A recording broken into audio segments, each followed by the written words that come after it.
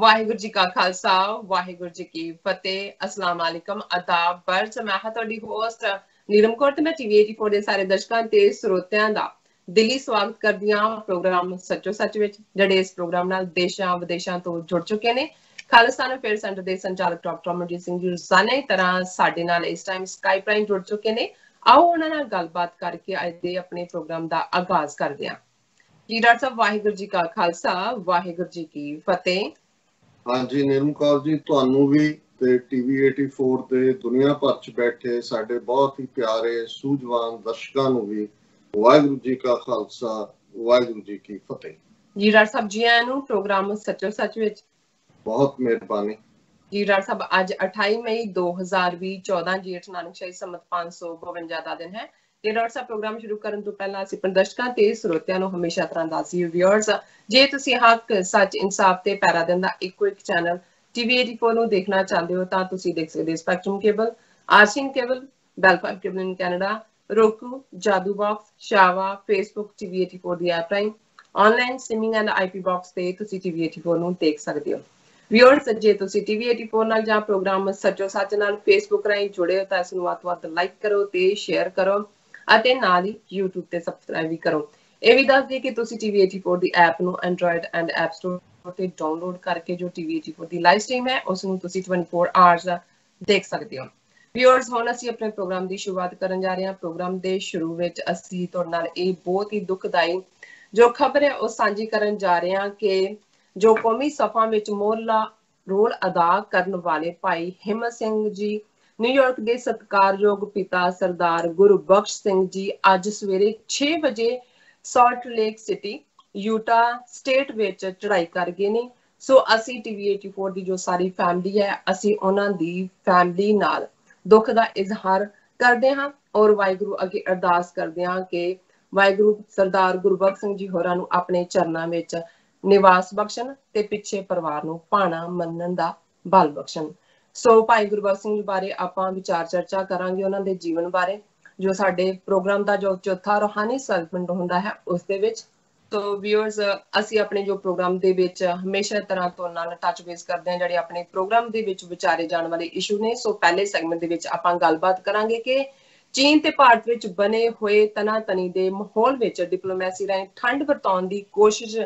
ਕੀਤੀ ਜਾ ਰਹੀ ਹੈ ਭਾਰਤ ਨੇ ਅਮਰੀਕਾ ਵੱਲੋਂ ਮਸਲੇ ਦੇ ਹੱਲ ਲਈ ਕੀਤੀ ਗਈ ਵਿਚੋਲਗੀ ਦੀ ਪੇਸ਼ਕਸ਼ ਸੰਬੰਧੀ ਕਿਹਾ ਹੈ ਕਿ ਉਹ ਚੀਨ ਨਾਲ ਦਵੱਲੀ ਯਾਨੀ ਕਿ ਬਾਇਲੇਟਰਲ ਗੱਲਬਾਤ ਰਾਹੀਂ ਮਸਲੇ ਨੂੰ ਹੱਲ ਕਰੇਗਾ ਪਰ ਚੀਨ ਨੇ ਇਸ ਸੰਬੰਧੀ ਕੋਈ ਵੀ ਟਿੱਪਣੀ ਨਹੀਂ ਕੀਤੀ ਦੂਸਰੇ ਪਾਸੇ ਪ੍ਰੈਜ਼ੀਡੈਂਟ ਟਰੰਪ ਨੇ ਕਰੋਨਾ ਸਪਰੈਡ ਸੰਬੰਧੀ ਚੀਨ ਦੀ ਨੁਕਤਾਚੀਨੀ ਕਰਦਿਆਂ ਕਿਹਾ ਹੈ ਕਿ ਚੀਨ ਵੱਲੋਂ ਦੁਨੀਆ ਨੂੰ ਦਿੱਤਾ ਗਿਆ ਇਹ ਮਾੜਾ ਤੋਹਫਾ ਹੈ ਯਾਨੀ ਕਿ ਬੈਡ ਗਿਫਟ ਹੈ ਇਸ ਸੰਬੰਧੀ ਐਂਡ ਜੋ ਕਰੋਨਾ ਅਪਡੇਟ ਸੰਬੰਧੀ ਆਪਾਂ ਵਿਚਾਰਾਂ ਡਾਕਟਰ ਸਾਹਿਬ ਕੋਲੋਂ ਸੁਣਾਂਗੇ ਸੋ ਦੂਸਰੇ ਸੈਗਮੈਂਟ ਦੇ ਵਿੱਚ ਆਪਾਂ ਗੱਲਬਾਤ ਕਰਾਂਗੇ ਕਿ ਅੱਜ 28 ਮਈ ਦਾ ਦਿਨ ਹੈ ਅੱਜ ਤੋਂ ਠੀਕ 22 ਸਾਲ ਪਹਿਲਾਂ ਭਾਰਤ ਵੱਲੋਂ ਕੀਤੇ ਗਏ ਨਿਊਕਲੀਅਰ ਟੈਸਟ ਦੇ ਜਵਾਬ ਵਿੱਚ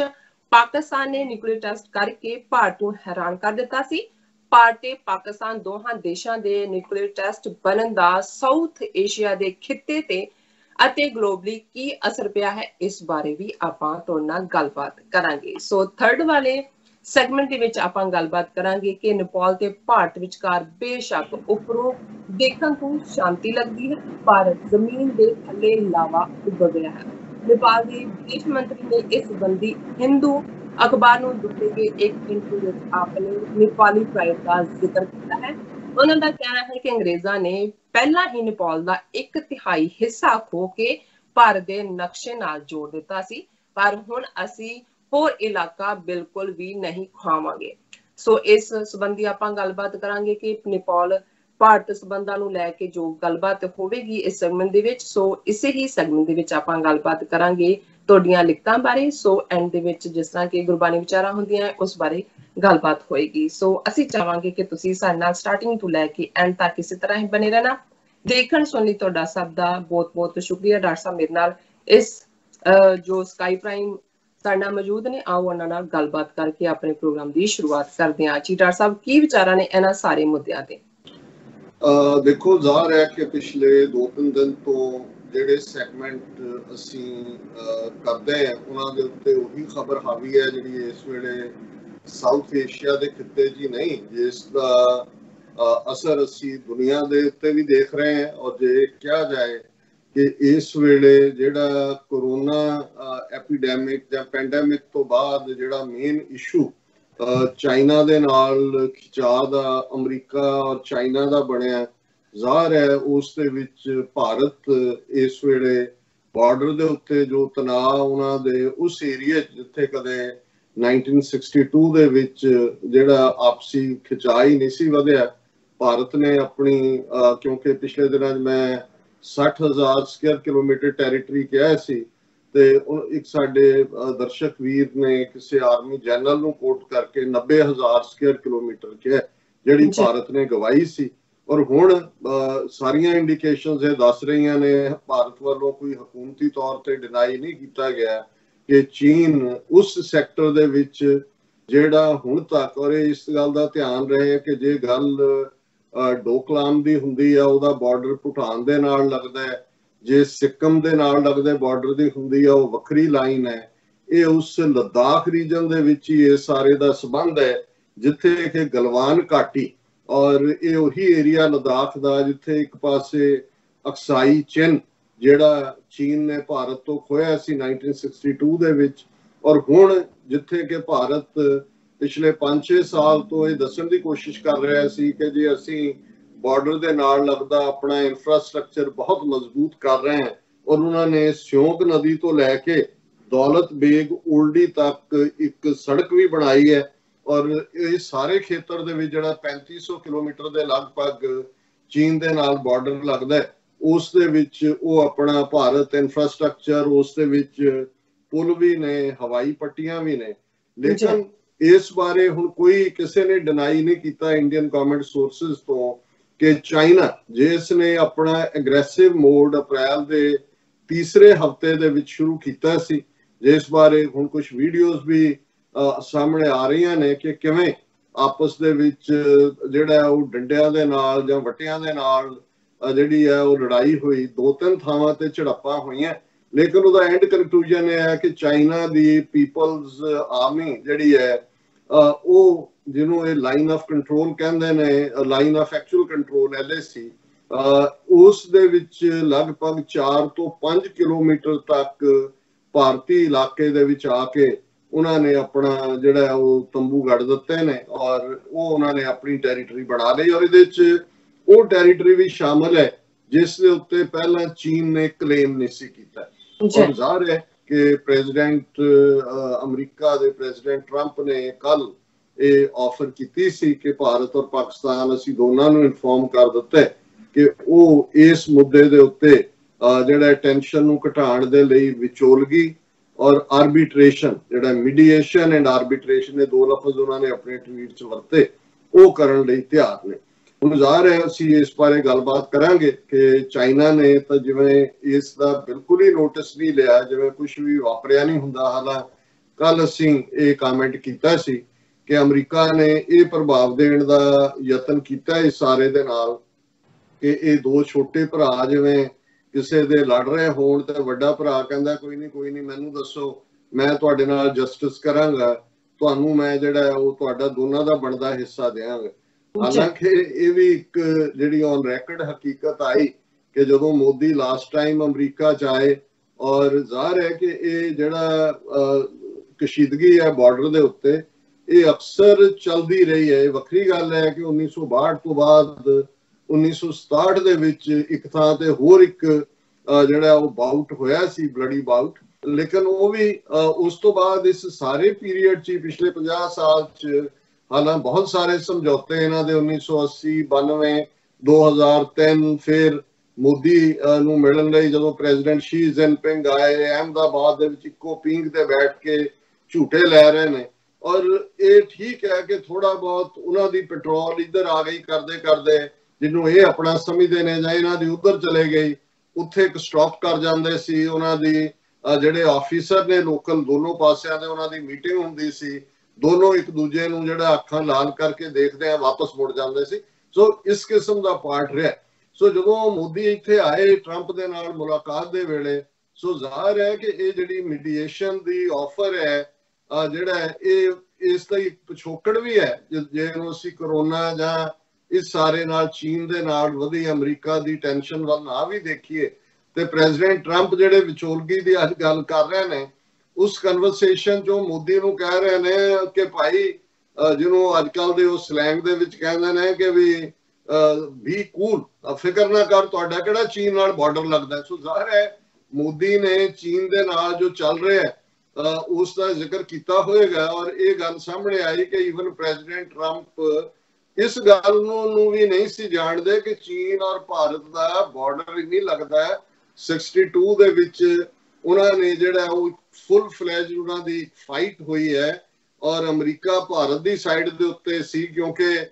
ਜ਼ਾਹਰ ਹੈ ਬੇਸ਼ੱਕ ਉਦੋਂ ਵੀ ਭਾਰਤ ਦਾ ਪ੍ਰਭਾਵ ਸੋਵੀਅਤ ਯੂਨੀਅਨ ਦੇ ਨਾਲ ਸੀ, ਸੋਵੀਅਤ ਯੂਨੀਅਨ ਦੇ ਮਿਗ ਜਹਾਜ਼ ਵੀ ਭਾਰਤ ਕੋਲ ਸੀ, ਪਰ ਉਦੋਂ ਸੋਵੀਅਤ ਯੂਨੀਅਨ ਔਰ ਚਾਈਨਾ ਜਿਨ੍ਹਾਂ ਦੀ ਪਹਿਲਾਂ ਬਿਟਰ ਰਿਲੇਸ਼ਨਸ਼ਿਪ ਸੀ 62 ਪੀਰੀਅਡ ਤੱਕ ਪਹੁੰਚਦੇ ਆ, ਉਹਨਾਂ ਦੇ ਚੰਗੇ ਸਬੰਧ ਸੀ। ਔਰ ਸੋਵੀਅਤ ਯੂਨੀਅਨ ਨੇ ਈਵਨ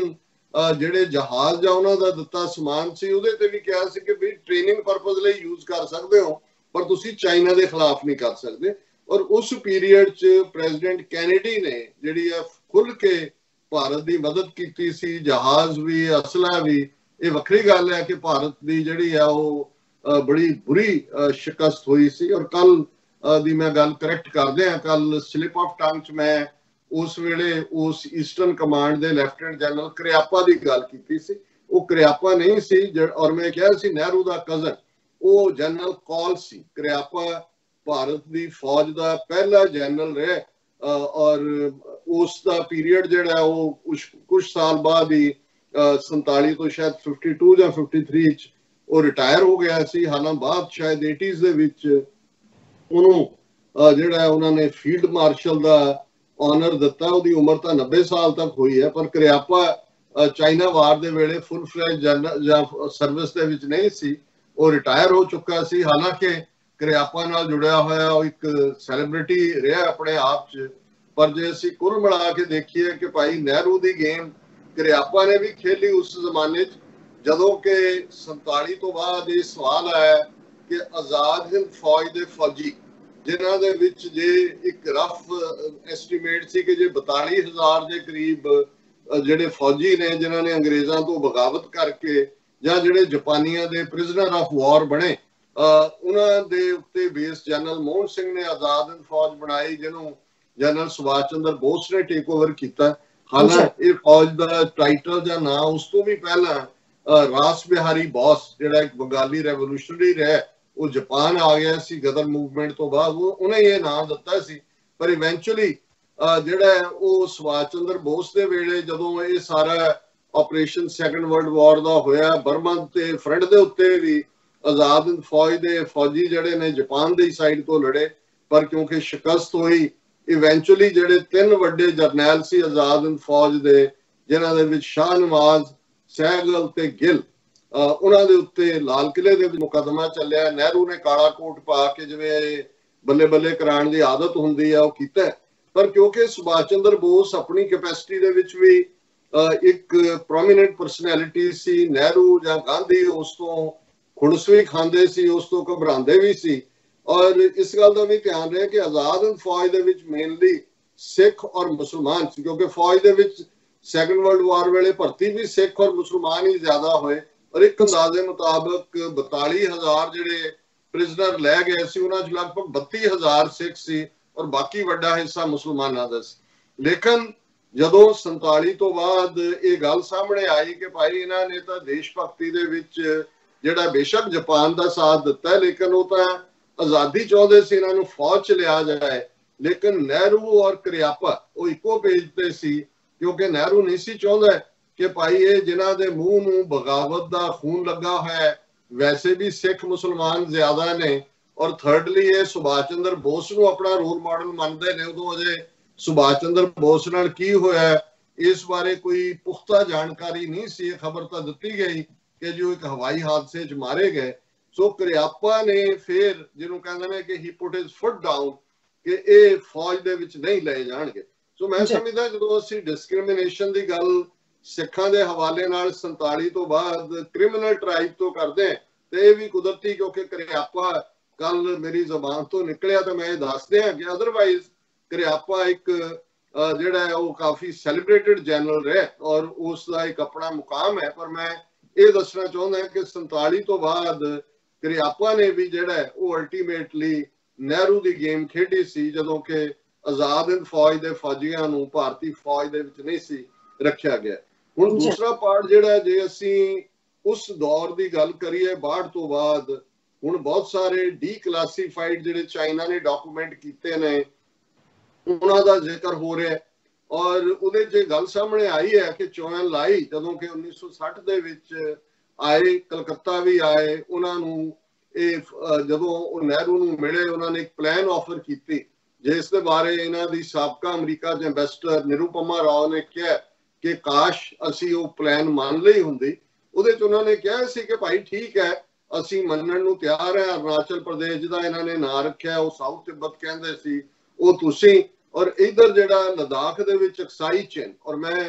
ਕਿਸੇ ਦਿਨ ਵੇਰਵੇ ਨਾਲ ਲਦਾਖ ਦੀ ਗੱਲ ਕਰਾਂਗਾ ਕਿਉਂਕਿ ਜਦੋਂ ਵੀ ਗੱਲ ਹੋ ਰਹੀ ਹੈ ਉਹ ਅਮਰੀਕਾ ਦੇ ਹਵਾਲੇ ਨਾਲ ਤਾਂ ਮੀਡੀਏਸ਼ਨ ਦੀ ਗੱਲ ਹੋਈ, ਜਾਂ ਭਾਰਤ ਚੀਨ ਦਾਅਵੇ ਦੀ ਗੱਲ ਹੈ, ਜਾਂ ਚਾਈਨਾ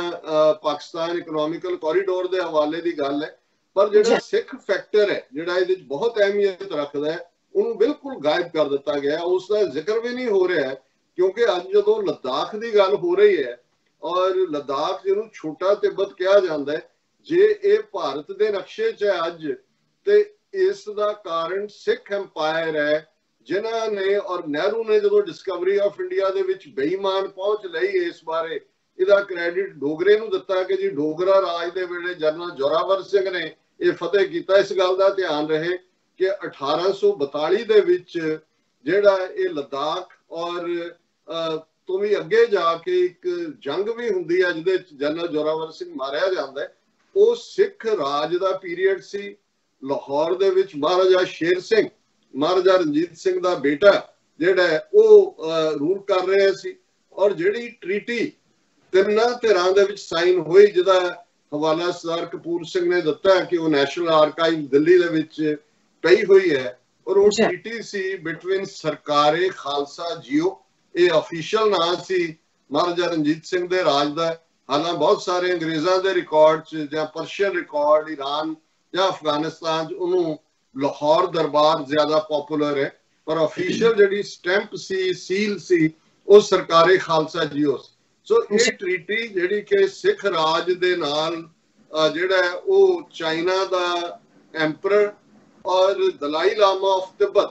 ਇਸ ਦੇ ਵਿੱਚ ਸਾਈਨ ਹੋਈ 1842 ਦੇ ਵਿੱਚ। ਉਹਦੇ 'ਚ ਤਿੱਬਤ ਨੂੰ ਐਜ਼ ਏ ਬਫਰ ਜ਼ੋਨ ਮੰਨਿਆ ਗਿਆ ਸਰਕਾਰੇ ਲਾਹੌਰ ਦਰਬਾਰ ਦੀਆਂ ਹੱਦਾਂ ਔਰ ਚੀਨ ਦੀਆਂ ਹੱਦਾਂ ਦੇ ਵਿਚਾਲੇ। ਔਰ ਇਹ ਗੱਲ ਈਵਨ ਜਦੋਂ 1962 ਦੇ ਵਿੱਚ ਚਾਈਨਾ ਔਰ ਭਾਰਤ ਟਕਰਾਅ ਹੋਇਆ, ਸਰਦਾਰ ਕਪੂਰ ਸਿੰਘ ਮੈਂਬਰ ਪਾਰਲੀਮੈਂਟ ਸਨ, ਉਹਨਾਂ ਨੇ ਨਹਿਰੂ ਨੂੰ ਸ਼ਰਮ ਵੀ ਦਿੱਤੀ ਕਿ ਨਾ ਤਾਂ ਤੁਸੀਂ ਸਿੱਖ ਫੈਕਟਰ ਨੂੰ ਐਕਨੋਲੇਜ ਕਰਨ ਨੂੰ ਤਿਆਰ ਹੋ, ਤੁਸੀਂ ਜ਼ੋਰਾਵਰ ਸਿੰਘ ਜਾਂ ਉਸ ਪੀਰੀਅਡ ਨੂੰ ਡੋਗਰਿਆਂ ਦੇ ਰਾਜ ਨਾਲ ਜੋੜਦੇ ਹੋ, ਜਦੋਂ ਕਿ 1846 ਦੇ ਵਿੱਚ ਪਹਿਲੀ ਐਂਗਲੋ ਸਿੱਖ ਵਾਰ ਤੋਂ ਬਾਅਦ ਡੋਗਰਾ ਰੂਲਰ ਜਿਹੜਾ ਜੰਮੂ ਦਾ ਬਾਅਦ ਦੇ ਵਿੱਚ ਬਣਿਆ ਗੁਲਾਬ ਸਿੰਘ,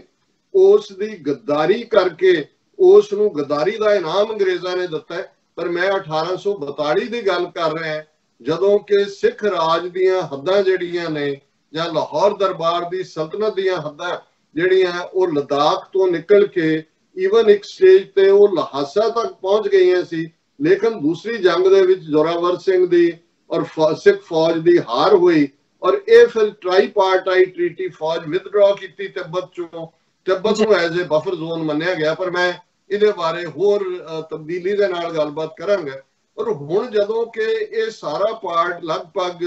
ਚੌਹਾਨ ਲਾਈ ਦੇ ਹਵਾਲੇ ਨਾਲ ਮੈਂ ਦੱਸਦੇ ਹਾਂ ਕਿ ਉਹਨਾਂ ਦਾ ਇੰਡੀਅਨ ਮੀਡੀਆ ਖੁਦ ਕਹਿ ਰਿਹਾ, ਜਿਵੇਂ ਨਿਰੂਪਮਾ ਰਾਓ ਨੂੰ ਕੋਟ ਕੀਤਾ ਜਾ ਰਿਹਾ ਕਿ ਇਹ ਗੱਲ ਚੌਹਾਨ ਲਾਈ ਨੇ ਕਹੀ ਕਿ ਤੁਸੀਂ ਅਕਸਾਈ ਚਿੰਨ੍ਹ ਛੱਡ ਦਿਓ, ਦੂਸਰਾ ਮੰਨ ਲਓ ਤਾਂ ਬਾਰਡਰ ਨੂੰ ਅਸੀਂ ਸੈਟਲ ਕਰ ਲਈਏ। ਪਰ ਨਹਿਰੂ ਨੇ ਇਹ ਜ਼ਿੱਦ ਫੜੀ ਹੋਈ ਸੀ ਕਿ ਨਹੀਂ, ਮੈਂ ਜਿਹੜਾ ਉਹ ਸਾਰਾ ਸਾਨੂੰ ਦਿਓ। ਤੇ ਉਹਦੇ ਹਾਲਾਂਕਿ ਉਸ ਵੇਲੇ ਉਹਦਾ ਡਿਫੈਂਸ ਮਿਨਿਸਟਰ ਕ੍ਰਿਸ਼ਨਾ ਮੈਨਨ ਜਿਹੜਾ ਕਿ ਲੈਫਟਿਸਟ ਲੀਨਿੰਗ ਦਾ ਵੀ ਸੀ, ਬੜਾ ਬ੍ਰਿਲੀਅੰਟ ਸਕਾਲਰ ਸੀ, ਉਹਦੀਆਂ ਸਪੀਚਸ ਯੂਐਨ ਦੇ ਵਿੱਚ ਘੰਟਿਆਂ ਵਧੀ, ਜਿਵੇਂ ਜ਼ੁਲਫਿਕਾਰ ਅਲੀ ਭੁੱਟੋ ਨੂੰ ਕੋਟ ਕੀਤਾ ਜਾਂਦਾ ਹੈ ਕਿ ਕਿੰਨੀ ਲੰਮੀ ਸਪੀਚ ਉਹਨਾਂ ਨੇ ਕੀਤੀ। ਕ੍ਰਿਸ਼ਨਾ ਮੈਨਨ ਇਹ ਚਾਹੁੰਦਾ ਸੀ ਕਿ ਸੈਟਲ ਕਰ ਲਈਏ, पर ਉਹਦੇ ਨਾਲ ਲੱਗਦੇ ਜਿਹੜੇ ਦੂਸਰੇ ਨਹਿਰੂ ਦਾ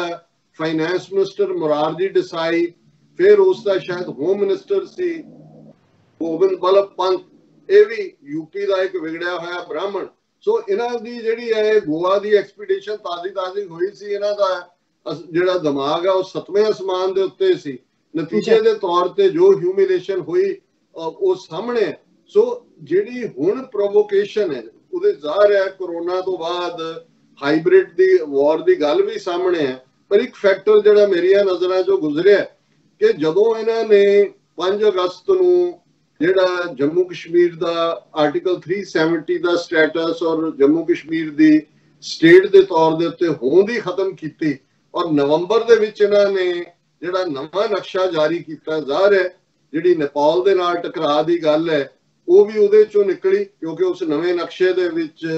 लिपू लेख और काला पानी नेपाल ਦੇ ਇਲਾਕੇ ਉਹਨਾਂ ਨੇ ਆਪਣੇ ਦਿਖਾਏ। पर एक फैक्टर ਜਿਹਦਾ ਕਿਸੇ ਨੇ ਜ਼ਿਕਰ ਨਹੀਂ ਕੀਤਾ ਹੈ कि क्योंकि जम्मू कश्मीर एक आडी यूनियन टैरिटरी बना ਦਿੱਤਾ ਗਿਆ है, लद्दाख एक अलग यूनियन टैरिटरी बना ਦਿੱਤਾ ਗਿਆ है ਤੇ ਅਕਸਾਈ ਚਿੰਨ ਜਿਹੜਾ ਚੀਨ ਦੇ ਕੰਟਰੋਲ ਦੇ ਵਿੱਚ ਹੈ ਉਸ ਨੂੰ ਉਸ लद्दाख ਦੇ ਨਕਸ਼ੇ ਦੇ ਵਿੱਚ ਭਾਰਤ ਦਾ ਹਿੱਸਾ ਦਿਖਾਇਆ ਗਿਆ। सो ਜ਼ਾਹਰ है कि चाइना ने भी ये बॉर्डर ਜਾਂ ਇਸ ਲਈ ਸ਼ਾਇਦ ਮੰਨ ਲਿਆ ਹੋਵੇਗਾ ਐਟ ਵਨ ਸਟੇਜ ਇਮੀਡੀਏਟ 47 ਤੋਂ ਬਾਅਦ, ਕਿਉਂਕਿ ਚੀਨ ਤਾਂ ਲਿਬਰੇਟ ਹੀ ਜਿਹੜਾ 48 ਚ ਹੁੰਦਾ ਹੈ, ਆਜ਼ਾਦ ਮੁਲਕ ਬਣਦਾ ਹੈ। ਔਰ ਜਦੋਂ ਭਾਰਤ ਜੰਮੂ ਕਸ਼ਮੀਰ ਦੇ ਮੁੱਦੇ ਨੂੰ ਯੂਨਾਈਟਿਡ ਨੇਸ਼ਨ ਸਿਕਿਉਰਿਟੀ ਕੌਂਸਲ 'ਚ ਲੈ ਕੇ ਗਿਆ ਉਦੋਂ ਜ਼ਾਹਰ ਹੈ ਕਿ ਸਾਰਾ ਲੱਦਾਖ ਵੀ ਔਰ ਇਹ ਸਾਰਾ ਹਿੱਸਾ ਹੀ ਜਿਹੜਾ ਉਸ ਜੰਮੂ ਕਸ਼ਮੀਰ ਦਾ ਹਿੱਸਾ ਸੀ ਡਿਸਪਿਊਟਡ ਟੈਰੀਟਰੀ ਦੇ ਥੱਲੇ। ਚਾਈਨਾ ਦੀ ਹੋਂਦ ਨਹੀਂ ਸੀ UN ਦੇ ਵਿੱਚ। ਔਰ ਤਾਈਵਾਨ ਜਿਹੜਾ ਜਿਹਨੂੰ ਕਿ ਚਾਈਨਾ ਦੇ ਬਰਾਬਰ ਬਿਲਡ ਕਰ ਰਹੀਆਂ ਸੀ ਪੱਛਮੀ ਤਾਕਤਾਂ, ਉਹਦਾ ਹਿੱਸਾ ਸੀ। ਜਦੋਂ ਕਿ 1948 ਦੇ ਰੈਜ਼ੋਲੂਸ਼ਨ ਦੇ ਵਿੱਚ ਇਸ ਏਰੀਏ ਨੂੰ ਡਿਸਪਿਊਟਡ ਟੈਰੀਟਰੀ ਮੰਨਿਆ ਗਿਆ। ਸੋ ਜਦੋਂ ਤੱਕ ਚਾਈਨਾ ਆਪਣੀ ਹੋਂਦ ਤੇ ਆਇਆ 1948-49 ਤੱਕ, ਉਹਨੇ ਬਾਕੀ ਮੁੱਦਿਆਂ ਤੇ ਗੱਲ ਕੀਤੀ ਬਾੜ ਦੀ, ਅਸੀਂ ਦੇਖਦੇ ਹਾਂ ਅਕਸਾਈ ਚਿੰਨ ਦੇ ਮਾਮਲੇ 'ਚ। ਪਰ ਚਾਈਨਾ ਨੇ ਕਦੇ ਵੀ ਯੂਨਾਈਟਿਡ ਨੇਸ਼ਨ ਸਿਕਿਉਰਿਟੀ ਕੌਂਸਲ ਦੇ ਜੰਮੂ ਕਸ਼ਮੀਰ ਨੂੰ ਡਿਸਪਿਊਟਡ ਟੈਰੀਟਰੀ ਐਲਾਨਣ ਜਾਂ ਜੰਮੂ ਕਸ਼ਮੀਰ ਦੇ ਲੋਕਾਂ ਦੇ ਰਾਈਟ ਆਫ ਸੈਲਫ ਡਿਟਰਮੀਨੇਸ਼ਨ ਦਾ ਉਹਨਾਂ ਨੇ ਵਿਰੋਧ ਨਹੀਂ ਕੀਤਾ, ਕਿਉਂਕਿ ਉਹਨਾਂ ਨੂੰ ਪਤਾ ਸੀ ਕਿ ਇਸ UN ਐਕਟ ਦੇ ਥੱਲੇ ਉਹ ਬਾਈਂਡਿੰਗ ਹੋ ਜਾਂਦਾ। ਹੁਣ ਜਦੋਂ ਇੰਡੀਆ ਨੇ ਦਿਲਵਦੀ ਕਰਕੇ ਆਲਰੇਡੀ ਜਿਹੜਾ UN ਸਿਕਿਉਰਿਟੀ ਕੌਂਸਲ ਦੇ ਰੈਜ਼ੋਲੂਸ਼ਨ ਵਾਇਓਲੇਟ ਕੀਤੇ ਨੇ ਔਰ ਉਹਦੇ ਨਾਲ ਉਹਨੇ ਜੰਮੂ ਕਸ਼ਮੀਰ ਨੂੰ ਅਨੈਕਸ ਕਰ ਲਿਆ, ਲੱਦਾਖ ਨੂੰ ਵੀ ਅਨੈਕਸ ਕਰ ਲਿਆ, ਯੂਨੀਅਨ ਟੈਰੀਟਰੀ ਬਣਾ ਦਿੱਤਾ ਹੈ। ਸੋ ਜ਼ਾਹਰ ਹੈ ਕਿ ਹੁਣ ਚਾਈਨਾ ਉਸ ਕਿਸੇ ਵੀ ਪਾਬੰਦੀ ਦੇ ਥੱਲੇ ਨਹੀਂ ਹੈ ਜਿਹਦੇ ਥੱਲੇ ਕਿ ਉਹ ਭਾਰਤ ਦੀ ਟੈਰੀਟਰੀ ਜਿਹੜਾ ਉਹਦਾ ਲੱਦਾਖ ਤੇ ਕਬਜ਼ਾ ਹੈ ਉਹਦੇ ਤੇ ਸਵਾਲੀਆ ਨਿਸ਼ਾਨ ਨਾ ਚੁੱਕੇ। ਇਹਨੂੰ ਕਿਹਾ ਹੀ ਛੋਟਾ ਤਿੱਬਤ ਜਾਂਦਾ ਹੈ। ਸੋ ਮੈਂ ਸਮਝਦਾ ਵੀ ਇਹ ਬਹੁਤ ਸਾਰੇ ਫੈਕਟਰ ਨੇ ਔਰ ਇਸ ਸਾਰੇ ਦੇ ਵਿੱਚ ਜਿਹੜੀ ਚਾਈਨਾ ਦੀ ਪਹੁੰਚ ਹੈ, ਇਸ ਗੱਲ ਦਾ ਧਿਆਨ ਰਹੇ ਕਿ ਜੇ ਭਾਰਤ ਨੂੰ ਆਪਣੇ ਚਾਣਕਿਆ ਦੇ ਉੱਤੇ ਮਾਣ ਹੈ ਦਿੱਲੀ ਦੇ ਵਿੱਚ, ਜਿੱਥੇ ਇਹਨਾਂ ਦੇ ਡਿਪਲੋਮੈਟ ਬੈਠਦੇ ਨੇ ਫੈਸਲਾ ਲੈਣ ਵਾਲੇ, ਉਹ ਚਾਣਕਿਆਪੁਰੀ ਦਾ ਏਰੀਆ ਹੈ। ਚਾਣਕਿਆ ਦੇ ਨਾਂ ਤੇ ਜਿਹੜੀ ਸੜਕ ਉਹਨੂੰ ਜਾਂਦੀ ਹੈ ਉਹਦਾ ਨਾਂ ਕੋਟਲਿਆ ਮਾਰਗ ਹੈ, ਕਿਉਂਕਿ ਕੋਟਲਿਆ ਵੀ ਚਾਣਕਿਆ ਦਾ ਇੱਕ ਹੋਰ ਨਾਂ ਸੀ। ਤੇ ਫਿਰ ਚੀਨ ਨੂੰ ਵੀ ਲਗਭਗ ਉਸੇ ਪੀਰੀਅਡ ਦੇ ਵਿੱਚ ਹੋਏ ਜਾਂ ਸ਼ਾਇਦ ਥੋੜਾ ਬਹੁਤ ਫਰਕ ਹੋਏ ਕਨਫਿਊਸ਼ੀਅਸ, ਜਿਸ ਦੀ ਕਿਤਾਬ ਆਰਟ ਆਫ ਵਾਰ ਅੱਜ ਵੀ ਦੁਨੀਆ ਭਰ ਦੇ ਵਿੱਚ ਜਿੱਥੇ ਫੌਜਾਂ ਦੇ ਜਿਹੜੇ ਆਲਾ ਅਫਸਰ ਨੇ, ਜਿੱਥੇ ਸਟ੍ਰੈਟਜੀਜ਼ ਬਣਾਈਆਂ ਜਾਂਦੀਆਂ, ਟ੍ਰੇਨਿੰਗ ਹੁੰਦੀ ਹੈ ਅਫਸਰਾਂ ਦੀ, ਉਹਦੇ 'ਚ ਉਹ ਇੱਕ ਸਟੈਂਡਰਡ ਦੇ ਤੌਰ ਤੇ ਪੜ੍ਹਾਈ ਜਾਂਦੀ ਹੈ। ਅੱਜ ਵੀ ਉਹ ਉਨੀ ਕੀ ਰੈਲੇਵੈਂਟ ਹੈ ਜਿੰਨੀ ਸ਼ਾਇਦ 2500 ਸਾਲ ਪਹਿਲਾਂ ਸੀ। ਔਰ ਉਹਦੇ 'ਚ ਕਨਫਿਊਸ਼ੀਅਸ ਨੇ ਇਹ ਕਿਹਾ ਕਿ ਸਭ ਤੋਂ ਵਧੀਆ ਜਿੱਤ ਉਹ ਹੁੰਦੀ ਹੈ ਜਿਹੜੀ ਬਿਨਾਂ ਲੜੇ ਹੋਏ ਔਰ ਜਿਹਦੇ ਲਈ ਕੋਈ ਖੂਨ ਨਾ ਡੋਲਣਾ ਪਏ। ਸੋ ਚਾਈਨੀਜ਼ ਬਾਰੇ ਅਕਸਰ ਇਹ ਕਿਹਾ ਜਾਂਦਾ ਹੈ ਕਿ ਉਹ ਕ੍ਰੀਪਿੰਗ ਟੈਕਟਿਕ ਦੇ ਵਿੱਚ ਬੜੇ ਮਾਹਿਰ ਨੇ। ਉਹ ਬੜਾ ਕੋਈ ਜਿਹੜੇ ਨੇ ਉਹ ਨਗਾਰੇ ਵਜਾ ਕੇ ਹਮਲੇ ਨਹੀਂ ਕਰਦੇ, ਉਹ ਹੌਲੀ ਹੌਲੀ ਹੌਲੀ ਕ੍ਰੀਪ ਕਰਦੇ ਨੇ। ਔਰ ਇਸ ਵੇਲੇ ਇਹ ਕਿਹਾ ਜਾਂਦਾ ਹੈ ਕਿ ਇਸ ਸਾਰੇ ਪੀਰੀਅਡ 'ਚ 2000 ਸਕੁਅਰ ਕਿਲੋਮੀਟਰ ਦੇ ਕਰੀਬ ਟੈਰੀਟਰੀ ਜਿਹੜੀ ਹੈ ਉਹ ਚਾਈਨਾ ਦੇ ਕੋਲ ਹੈ ਇਸ ਲੱਦਾਖ ਰੀਜਨ ਦੇ ਵਿੱਚ। ਕਿਉਂਕਿ ਦੋ ਖੇਤਰ ਸੀ ਬਾਹਰ 'ਚ ਜਿਹਦੇ 'ਚ ਟਕਰਾਅ ਹੋਇਆ ਸੀ, ਇੱਕ ਨੂੰ ਨੇਫਾ ਕਹਿੰਦੇ ਸੀ, ਇੱਕ ਨੂੰ ਲੱਦਾਖ ਕਹਿੰਦੇ ਸੀ। ਔਰ ਜ਼ਾਹਰ ਹੈ ਕਿ ਇਹ ਜਿਹੜਾ ਨਾਰਥ ਈਸਟਰਨ ਫਰੰਟੀਅਰ ਏਜੰਸੀ, ਇਸ ਦੇ ਵਿੱਚ ਇਹ ਟਕਰਾਅ ਹੋਇਆ। ਹੁਣ ਜ਼ਾਹਰ ਹੈ ਵੀ ਚੀਨ ਆਪਣੇ ਮੌਕਫ ਤੋਂ ਹੁਣ ਵੀ ਉਹਨਾਂ ਨੇ ਦੇਖਿਆ ਕਿ ਭਾਈ ਉਹਨਾਂ ਨੇ ਆਪਣਾ ਆਬਜੈਕਟਿਵ ਪੂਰਾ ਕਰ ਲਿਆ। ਬਾਅਦ ਚ ਵੀ ਕੋਈ ਅਮਰੀਕਾ ਜਾਂ ਕਿਸੇ ਨੇ ਵਿਚੋਲਗੀ ਕਰਕੇ ਉੱਥੇ ਜਾਂ UN ਨੇ ਵਿਚੋਲਗੀ ਕਰਕੇ ਸੀਜ਼ਫਾਇਰ ਨਹੀਂ ਸੀ ਕਰਵਾਇਆ। ਚਾਈਨਾ ਨੇ ਜਿੱਥੇ ਚਾਹਿਆ ਉਹਨਾਂ ਨੇ ਉਹ ਏਰੀਆ ਕਰਕੇ ਰੋਕ ਦਿੱਤਾ ਸੀ। ਹਾਲਾਂਕਿ ਅਰੁਣਾਚਲ ਦਾ ਜਿਹੜਾ ਕੁਛ ਇਲਾਕਾ ਉਹਨਾਂ ਨੇ ਜਿੱਤਿਆ, ਤੇਜਪੁਰ ਔਰ ਦੂਜਾ ਜਿੱਥੋਂ ਤੱਕ ਉਹ ਆ ਗਏ ਸੀ, ਇਹ ਤਾਂ ਆਪਣੀਆਂ ਫਾਈਲਾਂ ਚੁੱਕ ਕੇ ਦੌੜ ਆਏ ਸੀ, ਉਹ ਚੀਨ ਨੇ ਵਾਪਸ ਕਰ ਦਿੱਤਾ ਹੈ। ਸੋ ਉਹ ਚੀਨ ਨੇ ਅਸਰਟ ਕੀਤਾ ਸੀ ਕਿ ਭਾਈ ਜਿਹੜੀ ਗੱਲ ਤੁਸੀਂ ਪੀਸਫੁਲੀ ਨਹੀਂ ਮੰਨੀ ਹੁਣ ਅਸੀਂ ਕਰ ਲਿਆ। ਤੇ ਨਾਲ ਦੀ ਨਾਲ ਇਸ ਸਾਰੇ ਪਿਛਲੇ ਆਲਮੋਸਟ 60 ਸਾਲ ਦੇ ਪੀਰੀਅਡ 'ਚ ਭਾਰਤ ਨੂੰ ਕਹਿੰਦੇ ਰਹੇ ਨੇ ਕਿ ਭਾਈ ਇਹਨੂੰ ਸੌਰਟ ਆਊਟ ਕਰੋ। ਚਾਈਨਾ ਦਾ ਇੱਕ ਪਾਰਟ ਹੈ, ਹਮੇਸ਼ਾ ਹੀ ਇਹ ਰਿਹਾ ਕਿ ਉਹ ਜਿਹਦੇ ਨਾਲ ਇਕਰਾਰ ਕਰਦੇ ਨੇ ਉਸ ਨੂੰ ਨਿਭਾਉਂਦੇ ਨੇ। ਇਹ ਉਹਨਾਂ ਦੀ ਸਿਵਲਾਈਜੇਸ਼ਨ ਦਾ ਹਿੱਸਾ ਵੀ ਹੈ। ਹਾਂ, ਜਿਹੜਾ ਉਹਨਾਂ ਨੂੰ ਲੱਗੇ ਕਿ ਵੀ ਉਹਨਾਂ ਦੇ ਲਈ ਖਤਰਾ ਹੈ, ਇਹ ਜਿਹੜੀ ਟਰਮ ਇੱਕ ਅੰਗਰੇਜ਼ੀ ਦੇ ਵਿੱਚ ਇਸਤੇਮਾਲ ਹੁੰਦੀ ਹੈ ਕਾਊਟਾਓ, KOWTOW। ਐਕਚੁਅਲੀ ਇਹ ਚਾਈਨੀਜ਼ ਜ਼ਬਾਨ ਦਾ ਲਫ਼ਜ਼ ਹੈ ਔਰ ਕਾਊਟਾਓ ਹੁੰਦਾ ਗੋਡਿਆਂ ਪਰਨੇ ਹੋ ਕੇ। ਤੇ ਜਿਵੇਂ ਤੁਸੀਂ ਅੱਗੇ ਨੂੰ ਜਾਂਦੇ ਹੋ, ਅਰੇ ਇੱਕ ਸਟੇਜ ਦੇ ਉੱਤੇ ਚਾਈਨੀਜ਼ ਐਂਪਰਰ ਜਦੋਂ ਵੀ ਕੋਈ ਉਹਨਾਂ ਦੇ ਦਰਬਾਰ 'ਚ ਪੇਸ਼ ਹੁੰਦਾ ਸੀ ਤੇ ਉਹ ਕਾਊਟਾਓ ਕਰਕੇ ਆਂਦਾ ਸੀ। ਕਾਊਟਾਓ ਦਾ ਮਤਲਬ ਇਹ ਸਾਡੇ ਪੰਜਾਬੀ 'ਚ ਵੀ ਕਹਿਣਗੇ ਲਓ ਜੀ ਉਹਨੇ ਗੋਡੇ ਟੇਕ ਦਿੱਤੇ। ਸੋ ਜ਼ਾਹਰ ਹੈ ਕਿ ਸਬਮਿਟ ਤੁਸੀਂ ਜੇ ਕਰ ਦਿੰਦੇ ਹੋ, ਫਿਰ ਜਿਹੜੇ ਵੀ ਆਉਂਦੇ ਸੀ ਭਾਵੇਂ ਇੱਕ ਵਾਰ ਤਾਂ ਉਹਨਾਂ ਨੂੰ ਕਾਊਟਾਓ ਕਰਵਾਉਂਦੇ ਸੀ, ਪਰ ਜਾਣ ਲੱਗੇ ਉਹਨਾਂ ਨੂੰ ਵੱਡੀਆਂ ਗਿਫਟਸ ਦੇ ਕੇ ਭੇਜਦੇ ਸੀ ਕਿ ਭਾਈ ਤੁਸੀਂ ਆਪਣੇ ਕੋਲ ਰੱਖੋ ਔਰ ਉੱਥੋਂ ਰੂਲ ਕਰੋ। ਇੰਨਾ ਕੋ ਜਿਹੜੀ ਹੈ ਓਬੀਡੀਐਂਸ, ਜਿਵੇਂ ਅਸੀਂ ਕਨਫਿਊਸ਼ੀਅਸ ਦੇ ਹਵਾਲੇ ਨਾਲ ਗੱਲ ਕੀਤੀ ਸੀ ਕਿ ਉਹ ਓਬੀਡੀਐਂਸ ਮੰਗਦੇ ਨੇ। ਸੋ ਜ਼ਾਹਰ ਹੈ ਕਿ ਵੀ ਇਹ ਜਿਹੜੀ ਇਸ ਕਿਸਮ ਦੀ ਭਾਰਤ ਦੀ ਦਾਦਾਗਿਰੀ ਹੈ ਔਰ ਜਿਸ ਕਿਸਮ ਦਾ ਰੋਲ ਹੈ ਉਹ ਕਰੰਟ ਦੌਰ ਦੇ ਵਿੱਚ ਜੋ ਭਾਰਤ ਨੇ ਦਿਖਾਇਆ, ਔਰ ਇਹ ਵੀ ਇੱਕ ਕਾਰਨ ਬਣਿਆ। ਔਰ ਇੱਕ ਫੈਕਟਰ ਮੈਂ ਅੱਜ ਹੋਰ ਦੇਖ ਰਿਹਾ ਸੀ ਕਿ ਚੀਨ ਦਾ ਸੈਂਟਰਲ ਬੈਂਕ ਹੈ ਪੀਪਲਸ ਬੈਂਕ ਆਫ ਚਾਈਨਾ। ਜਦੋਂ ਭਾਰਤ ਦੇ ਵਿੱਚ ਵੀ ਹੁਣ ਇਕਨੋਮੀ ਥੱਲੇ ਨੂੰ ਜਾ ਰਹੀ ਹੈ, ਚਾਈਨਾ ਜਿਵੇਂ ਬਹੁਤ ਸਾਰੀਆਂ ਥਾਵਾਂ ਤੇ ਸ਼ੇਅਰ ਖਰੀਦ ਰਿਹਾ, ਔਰ ਭਾਰਤ ਦਾ ਸਭ ਤੋਂ ਵੱਡਾ ਪਰਸਨਲ ਬੈਂਕ ਹੈ HDFC, ਇਹਦਾ ਵੀ ਕਲੈਪਸ ਹੋਏ ਨੇ ਸ਼ੇਅਰ। ਔਰ ਚਾਈਨਾ ਨੇ 2.25 ਕਰੋੜ ਇਹਦੇ ਸ਼ੇਅਰ ਜਿਹੜੇ ਨੇ HDFC ਦੇ ਖਰੀਦੇ, ਜਿਹਨੇ ਭਾਰਤੀ ਹਕੂਮਤ ਨੂੰ ਪਿੱਛੋਂ ਪਾ ਦਿੱਤੇ। ਔਰ ਉਹਨਾਂ ਨੇ ਜਿਹੜਾ ਬਾਅਦ ਦੇ ਵਿੱਚ ਆਰਡੀਨੈਂਸ ਕੱਢਿਆ ਕਿ ਚੀਨ, ਪਾਕਿਸਤਾਨ ਔਰ ਬੰਗਲਾਦੇਸ਼ ਵੱਲੋਂ ਜੇ ਕੋਈ ਵੀ ਇਨਵੈਸਟ ਕਰਨਾ ਚਾਹੇ ਤੇ ਗਵਰਨਮੈਂਟ ਦੀ ਪਰਮਿਸ਼ਨ ਲੋੜੀਂਦੀ ਹੈ। ਇਹ ਇਸੇ ਕਰਕੇ ਕੱਢਿਆ ਵੀ ਉਹਨਾਂ ਨੂੰ ਲੱਗਾ ਵੀ ਇਹ ਨਾ ਹੋਏ ਕਿ ਭਾਈ ਸਾਡਾ ਉੱਤੇ ਹੀ ਰਹਿ ਜਾਏ, ਥੱਲੋਂ ਸਾਰੀਆਂ ਲੱਤਾਂ ਸਾਡੇ ਵਜੂਦ ਦੀਆਂ ਚੀਨ ਦੀਆਂ ਹੋਣ। ਸੋ ਇਸ ਗੱਲ ਨੂੰ ਲੈ ਕੇ ਵੀ ਚੀਨ ਦੇ ਵਿੱਚ ਨਾਰਾਜ਼ਗੀ ਸੀ ਕਿ ਵੀ ਇਹ ਜਦੋਂ ਇੱਕ ਤੁਸੀਂ ਵਪਾਰ ਕਰਦੇ ਹੋ,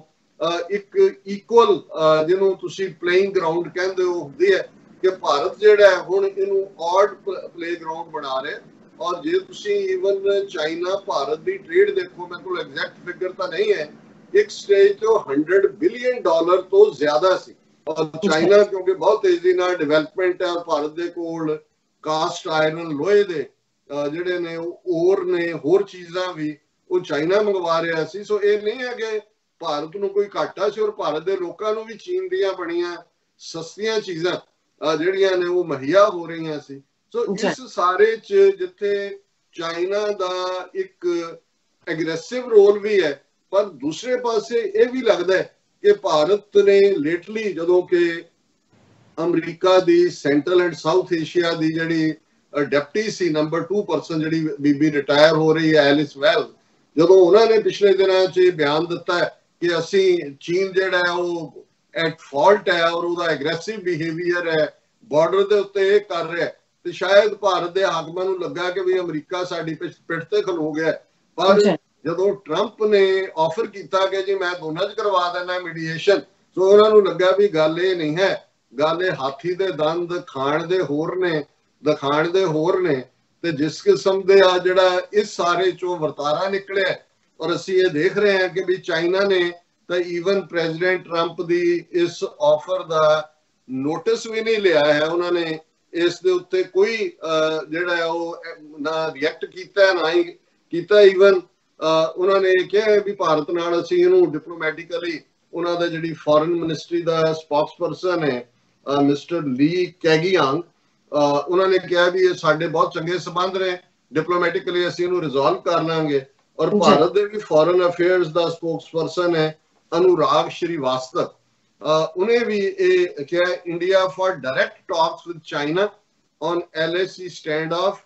indicates preference for bilateralism over Trump's mediation offer. So Bharat ने भी कहा कि जी असी ਜਿਹੜਾ ਇਹ ਆਪਸੀ ਦਵੱਲੀ ਗੱਲਬਾਤ ਰਾਹੀਂ ਨੂੰ ਹੱਲ ਕਰਾਂਗੇ। ਮੀਡੀਆ ਨਾਲ ਉਹਨਾਂ ਨੇ ਵੀਡੀਓ ਕਾਨਫਰੰਸ ਲਈ ਰਾਹੀਂ ਗੱਲ ਕਰਦਿਆਂ अनुराग श्रीवास्तव ਨੇ ਇਹ ਗੱਲ ਕਹੀ ਹੈ ਕਿ ਅਸੀਂ ਪੀਸਫੁਲੀ ਰਿਜ਼ੋਲਵ ਕਰਾਂਗੇ। ਉਸ ਤੋਂ ਪਹਿਲਾਂ ਚਾਈਨਾ ਦੇ ਪ੍ਰਾਈਮ ਮਿਨਿਸਟਰ ਨੇ ਜਿਹੜਾ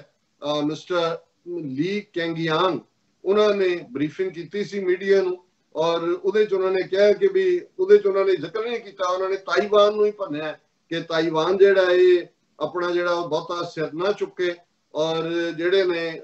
ਇਸ ਗੱਲ ਦਾ ਉਹਨਾਂ ਨੇ ਇੰਡੀਆ ਨਾਲ ਕਲੈਸ਼ ਦਾ ਨੋਟਿਸ ਵੀ ਲਿਆ। ਉਹਨਾਂ ਨੇ ਕਿਹਾ ਜੀ ਸਾਡਾ ਅਸੀਂ ਪੀਸਫੁਲੀ ਰਿਜ਼ੋਲਵ ਕਰਾਂਗੇ ਇਸ ਸਟੈਂਡ ਆਫ ਨੂੰ, ਔਰ ਇਹੀ ਜਿਹੜੀ ਹੈ ਪੀਸ ਐਂਡ ਟ੍ਰੈਂਕੁਇਲਿਟੀ ਬਾਰਡਰ ਦੇ ਉੱਤੇ ਇਹ ਸਾਰਾ ਪੀਸਫੁਲ ਤਰੀਕਿਆਂ ਦੇ ਨਾਲ ਹੋਏਗਾ। ਔਰ ਡਿਪਲੋਮੈਟਿਕਲੀ ਬੈਕਡੋਰ ਚੈਨਲਸ ਦੇ ਉੱਤੇ ਇਹ ਗੱਲਬਾਤ ਚੱਲ ਵੀ ਰਹੀ ਹੈ। ਸੋ ਅਸੀਂ ਹੋਪ ਕਰਦੇ ਕਿ ਇਹ ਸਾਰੇ ਚੋਰ, ਜਿਵੇਂ ਅਸੀਂ ਕੱਲ ਵੀ ਜ਼ਿਕਰ ਕੀਤਾ ਸੀ ਕਿ ਇਹ ਚਾਈਨਾ ਵੀ ਨਹੀਂ ਚਾਹੁੰਦਾ ਕਿ ਫੁੱਲ ਸਕੇਲ ਵਾਰ ਇਰਪਟ ਹੋਏ। ਭਾਰਤ ਇਸ ਦੇ ਯੋਗ ਵੀ ਨਹੀਂ ਹੈ, ਔਰ ਮੈਂ ਸਮਝਦਾ ਵੀ ਇਹ ਕਿਸੇ ਨੂੰ ਵੀ ਸੂਟ ਨਹੀਂ ਕਰਦਾ। ਪਰ ਇਹ ਜਿਹੜੀ ਵਨ ਅਪਮੈਨਸ਼ਿਪ ਭਾਰਤ ਦਿਖਾ ਰਿਹਾ ਸੀ, ਉਹ ਘੱਟੋ ਘੱਟ ਚਾਈਨਾ ਨੇ, ਜਿਸ ਨੂੰ ਕਹਿੰਦੇ ਨੇ ਕਿ ਵੀ ਉਸ ਦੇ ਘੱਟੋ ਘੱਟ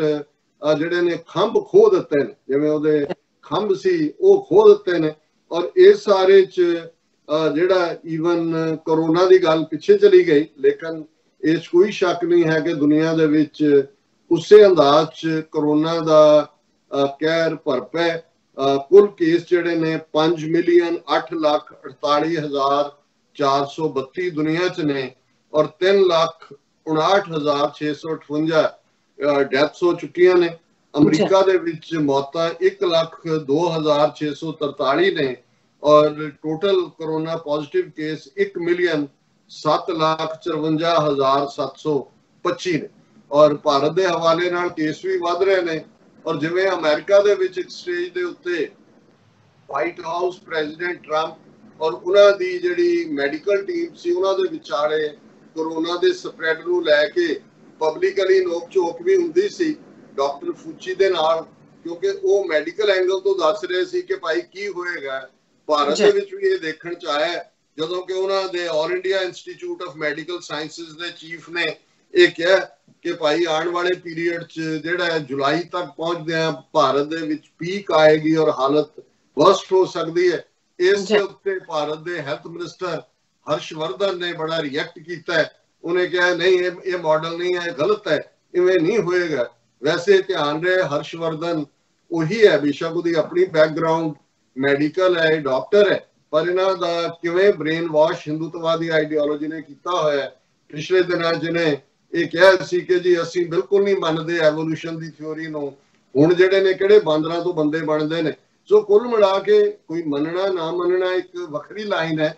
ਪਰ ਜਿਸ ਇਹ ਗੱਲ ਇਹ ਸ਼ੋਅ ਕਰਦੀ ਹੈ ਕਿ ਜਿਹੜਾ ਸਾਇੰਟੀਫਿਕ ਟੈਂਪਰ ਹੈ, ਕੋਈ ਫੇਥ ਵਾਲਾ ਬੰਦਾ ਕਿਸੇ ਮਜ਼ਹਬ ਦੇ ਆਧਾਰ ਤੇ ਇਹ ਗੱਲ ਕਹੇ ਕਿ ਜੀ ਸਾਡੇ ਮਜ਼ਹਬ ਮੁਤਾਬਕ ਇਹਨੂੰ ਨਹੀਂ ਮੰਨਿਆ ਜਾ ਸਕਦਾ, ਉਹਨੂੰ ਅਸੀਂ ਸਮਝ ਸਕਦੇ। ਪਰ ਇੱਕ ਜਿਹੜਾ ਆਪਣੇ ਆਪ ਨੂੰ ਇੱਕ ਮੈਡੀਕਲ ਬੈਕਗਰਾਉਂਡ ਦੇ ਨਾਲ ਜੋੜ ਕੇ ਆਪਣੇ ਆਪ ਨੂੰ ਉਸ ਫੀਲਡ ਦਾ ਮਾਹਰ ਦੱਸਦਾ, ਸੋ ਇਹ ਗੱਲ ਦੱਸਦੀ ਹੈ ਕਿ ਭਾਈ ਇਹਨਾਂ ਦੇ ਦਿਮਾਗਾਂ 'ਚ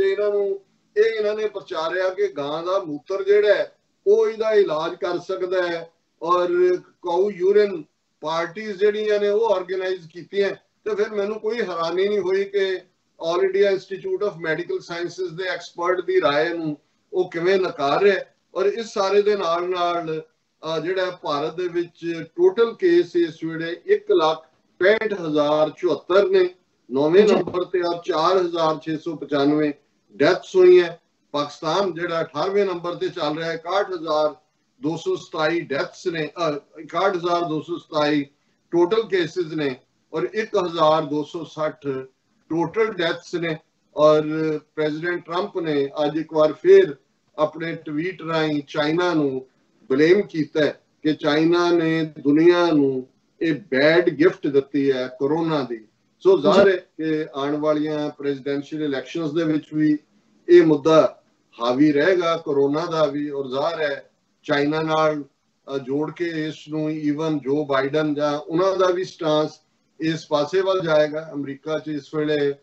ਜਿਹੜੇ ਈਸਟ ਏਸ਼ੀਅਨ ਨੇ ਉਹਨਾਂ ਨੂੰ ਲੈ ਕੇ, ਏਸ਼ੀਅਨਸ ਨੂੰ, ਉਹਨਾਂ ਦੇ ਉੱਤੇ ਬਹੁਤ ਜ਼ਿਆਦਾ ਹਿੱਟ ਕ੍ਰਾਈਮ ਨੇ 10 ਟਾਈਮਸ ਵਧੇ ਨੇ। ਔਰ ਇਹਨਾਂ ਦੀਆਂ ਇੰਨੀਆਂ ਕਹਾਣੀਆਂ ਆ ਰਹੀਆਂ, ਕਿਸੇ ਦਿਨ ਅਸੀਂ ਉਹਦੇ ਤੇ ਡਿਟੇਲ 'ਚ ਗੱਲਬਾਤ ਕਰਾਂਗੇ। ਪਰ ਕਿਉਂਕਿ ਅਸੀਂ ਖੁਦ 9/11 ਤੋਂ ਬਾਅਦ ਹੇਟ ਕ੍ਰਾਈਮਸ ਨੂੰ ਫੇਸ ਕੀਤਾ ਹੋਇਆ ਹੈ, ਅਜੇ ਵੀ ਕਰ ਰਹੇ ਹਾਂ। ਸੋ ਜਿਹੜੇ ਸਿਰਫ ਆਪਣੀ ਸ਼ਕਲ ਕਰਕੇ, ਆਪਣੀ ਨਸਲ ਕਰਕੇ, ਆਪਣੇ ਮਜ਼ਹਬ ਕਰਕੇ, ਜਾਂ ਕਿਸੇ ਹੋਰ ਜਿਹੜਾ ਕਿ ਇਹਨਾਂ ਦੇ ਜਿਹੜੇ ਆਪਣੇ ਆਪ ਨੂੰ ਮੇਨ ਸਟ੍ਰੀਮ ਅਮਰੀਕਾ ਕਹਿੰਦੇ ਨੇ ਉਹਦੇ 'ਚ ਫਿੱਟ ਨਹੀਂ ਹੁੰਦਾ, ਧੱਕੇ ਦਾ ਸ਼ਿਕਾਰ ਹੋ ਰਹੇ ਨੇ, ਉਹਨਾਂ ਦੇ ਉੱਤੇ ਹਮਲੇ ਹੋ ਰਹੇ ਨੇ, ਜਾਂ ਉਹਨਾਂ ਦੇ ਉੱਤੇ ਕੋਈ ਫਬਤੀਆਂ ਕੱਸੀਆਂ ਜਾਂਦੀਆਂ, ਅਸੀਂ ਉਹਨਾਂ ਨਾਲ ਸਿੰਪਥੀ ਨਹੀਂ ਕਰਦੇ, ਅਸੀਂ ਐਮਪੈਥੀ ਕਰਦੇ ਹਾਂ। ਕਿਉਂਕਿ ਅਸੀਂ ਆਪ ਇਹਨੂੰ ਭੋਗਿਆ ਹੋਇਆ, ਭੋਗ ਰਹੇ ਹਾਂ। ਔਰ ਮੈਂ ਸਮਝਦਾ ਵੀ ਇਹ ਵੀ ਇੱਕ ਨੈਗੇਟਿਵਿਟੀ ਆਉਣ ਵਾਲੇ ਪੀਰੀਅਡ 'ਚ ਦੇਖਣ 'ਚ ਆਏਗੀ ਕਿ ਅਮਰੀਕਾ ਦੇ ਵਿੱਚ ਇਹ ਜਿਹੜਾ ਰੇਸਿਜ਼ਮ ਹੈ, ਨਸਲੀ ਵਰਤਾਰਾ ਹੈ, ਇਹ ਹੋਰ ਵੀ ਉੱਭਰ ਕੇ ਸਾਹਮਣੇ ਆਏਗਾ। ਇਹ ਅਫਸੋਸਨਾਕ ਹੈ। ਪਰ ਜਦੋਂ ਅਸੀਂ ਉਸ ਸੰਸਾਰ 'ਚ ਰਹਿ ਰਹੇ ਹੋਈਏ ਜਿੱਥੇ ਇਨਸਾਨੀ ਪੀੜ ਔਰ ਇਨਸਾਨੀ ਤਕਲੀਫ ਨੂੰ ਵੀ ਸਿਆਸਤ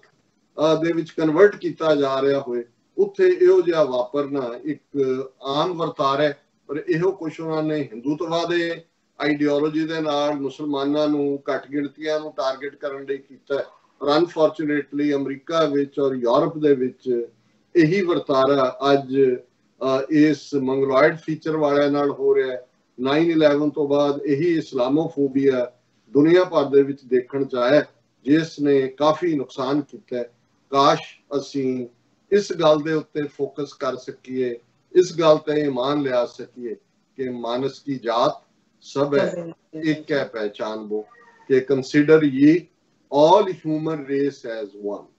ਜੀ ਡਾਕਟਰ ਸਾਹਿਬ, ਤੁਹਾਡਾ ਬਹੁਤ ਬਹੁਤ ਸ਼ੁਕਰੀਆ, ਤੁਸੀਂ ਇਹ ਸਾਰੀ ਜਾਣਕਾਰੀ ਸਾਡੇ ਦਰਸ਼ਕਾਂ ਨਾਲ ਸਾਂਝੀ ਕੀਤੀ ਹੈ। ਸੋ ਇੱਥੇ ਲੈਂਦੇ ਹਾਂ ਬ੍ਰੇਕ। ਵਿਊਅਰਸ ਤੁਸੀਂ ਇਸੇ ਤਰ੍ਹਾਂ ਹੀ ਬਣੇ ਰਹਿਣਾ, ਮਿਲਦੇ ਹਾਂ ਆਫਟਰ ਦਿਸ ਸ਼ਾਰਟ ਬ੍ਰੇਕ।